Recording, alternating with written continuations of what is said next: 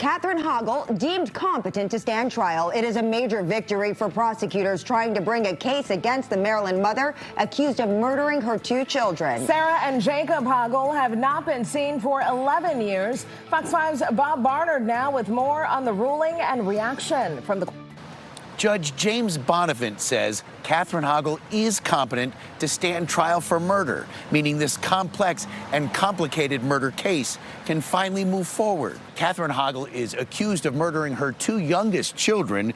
Sarah was 3, Jacob Hoggle 2 years old, when they went missing on separate outings with their mother over the course of several hours in September 2014.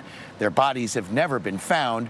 Catherine, who suffers from schizophrenia, had never been deemed competent or mentally well enough to assist in her defense, and therefore had never been allowed to be put on trial. That now has changed. Reaction to the ruling this afternoon from the missing children's father, the chief prosecutor here in Montgomery County, and Catherine's attorney. As a father, obviously I want the information first. I want my kids first and foremost, but she took my 2 babies and everything they were ever going to be to us. So I also want the justice, and I think it's important that we're here now. We have a lot of work to do. There's still a trial to be done in this matter, and I'm sure there'll be other twists and turns, but I'm very grateful that we get to take this very first important step, and we are eternally grateful to Judge Bonifant for his ruling today. I know that Catherine is now going to be the one who's going to have to make the various decisions because it's her case. I am concerned whether or not she's going to be able to do that, but the judge thinks that she can, and so we'll proceed in that fashion.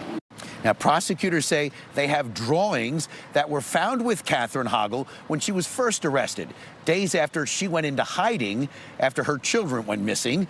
One of the drawings shows stick figures and a trash can. Catherine is also reported to have told a person she was in a counseling session with around that time that she had strangled her kids. However, Hoggle has never said what happened to Sarah and Jacob.